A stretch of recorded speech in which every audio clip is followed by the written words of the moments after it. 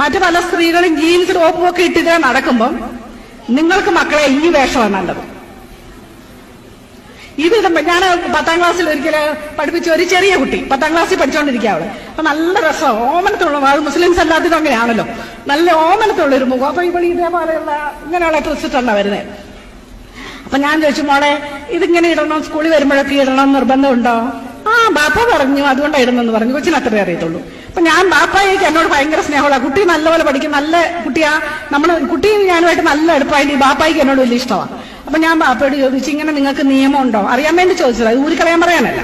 അന്നേരം പറഞ്ഞു, സിസ്റ്ററെ ഇത് ഞങ്ങളുടെ അഭിമാനമാണ്, ഇത് ഞങ്ങളുടെ മതത്തിന്റെ മുഖമുദ്രയാണ്, ഇത് ഇസ്ലാമിന്റെയാണ്.